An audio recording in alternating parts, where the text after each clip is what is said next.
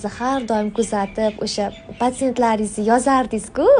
Hozir intervyu olayotgandek, ular haqida ma'lumotlar orasida o'zim ham qiziqib, meniki ham shunaqa bo'lib chiqsa edi, xudo xolasa deb umid qilib kutib o'tirardim. Duo qilinglar, patsientimizni yaxshi niyatlari kutib qolaylik, 2 haftadan keyin chiziqlar ko'raylik deganingizda o'zim ham shunaqa niyat qilib duo qilardim. To'yingiz 23-4 mart oyida bo'ldi. Lekin hali to'ylariga 1 yil bo'lmasdan, ya'ni qizlar bilasizlar, bepushtlik diagnozi 1 yil muntazam jinsiy aloqa bo'lsa-ku, homiladorlik bo'lmasa, bepushtlik deyiladi va shunaqa holatdagina ginekolog reproduktolog ko'rigiga borish kerak davolanish uchun deb tavsiya beramiz. Lekin 2 oy o'tib keldilar. Nimaga? Zaksdan o'tayotgan vaqtimda kista bor deb berilgan, dermoidni kista deb berishgan.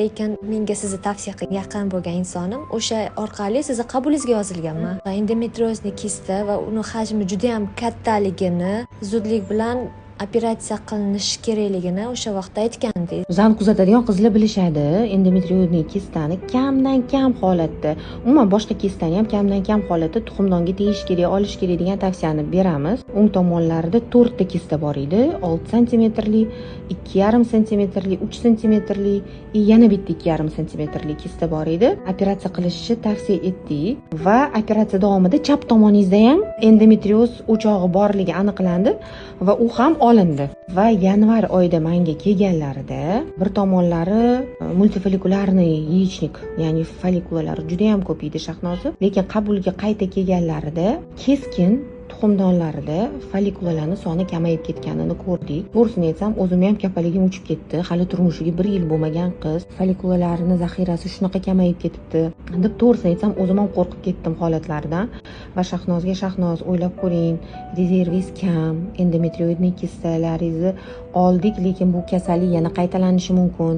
Balki er-xotin kelishib eko amaliyotini boshlaymiz degan bir xulosaga keldik. Endometriozlarni pasaytiradigan dori-darmonlarni tavsiya etdim. Xo'jayinlarda ham bir ikkita tanqisliklar bor edi, ularni to'g'irladik. 2 oy, 3 oydan keyin Shahnoza keldilar. Nimaga 6 oy deb aytyapman? Chunki 2-3 oydan keyingi Shahnozani umuman tanib bo'lmas edi.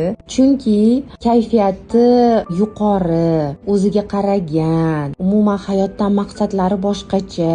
Endometriozligi-yu o'tkazgan operatsiyalari, folikulalari sonini kamayganini umuman esidan chiqargan. Жизнерадостная deydi-yu, shunaqa holatdagi Shahnoza keldi. Men hayron qoldim.